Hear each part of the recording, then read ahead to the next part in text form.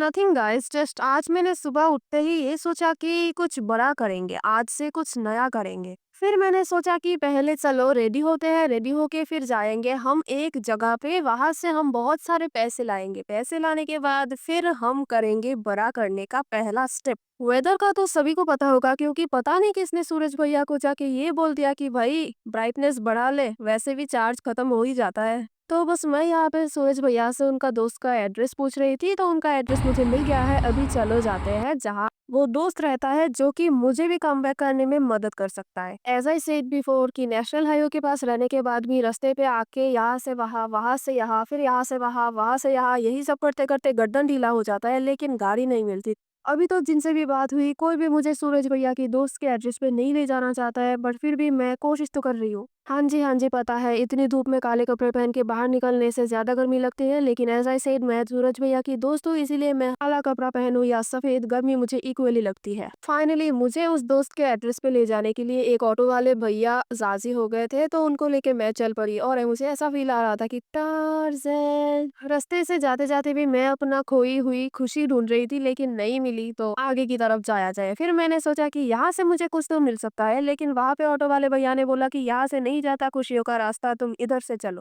यहाँ आके मैंने देखा कि बैंक पे है जीरो बैलेंस। ये देख के मेरा तो दिमागी संतुलन हिल गया था। मैं अब सोच रही थी कि ये जो मेरा सपना था कि मैं जीवन में कुछ बड़ा करूंगी, वो मैं कैसे शुरुआत करूंगी। यही सोचते सोचते मैं स्टेयर से नीचे आई, नीचे से मैं सीधा ऑटो में चली आई। 2 फूटी कौड़ी भी तो हाथ पे नहीं लगा, लेकिन मैं घर से 20 रुपया लेके गई थी चिप्स खाने के लिए, तो वो मुझे ऑटो वाले अंकल को देना पड़ा और खाली हाथ मैं घर लौट रही थी। जैसा कि तुम कोई भी हो जो अभी ये वीडियो देख रहे हो, तुम मुझे नहीं जानते, तो मैं तुम्हें इन्फॉर्म कर दूं कि मेरे जीवन में ये वाले दिन बहुत बार आ चुके हैं, यही पहली बार नहीं है। ये जो लोग बोलते हैं ना कि सपना इतना बड़ा देखा करो ताकि सच करते करते सपने का साइज इतना ना रह जाए कि आगे तुम दो लोगों को अपने सपनों के बारे में बोल के इंस्पायर कर सको। तो बड़ा सपना देखने का मतलब ये नहीं है कि डोरेमोन के पास जो बिग लाइट होता है तुम उसके बारे में सोचने लगो। ऐसे बड़े बड़े सपने, बड़े बड़े ख्वाब मैं दिन, दोपहर, रात को, शाम को, सुबह को, पता नहीं कहाँ कहाँ देख लेती हूँ। और एक सीक्रेट में ये बताना चाहती हूँ कि ऐसी एक प्रीवियस ईयर में मुझे मेरे सपनों के बारे में जो आइडिया आए थे, वो मैंने अपने सूरज भैया के दोस्त को बता दिए थे। उनको सब पता लग गया था, तो वो उन्होंने क्या किया, मेरे सपने चुरा के अपने सपने बनाने लगे, और मेरे सपने जो चूर चूर हो गए हैं वो मैं समेट ही रही हूँ। पर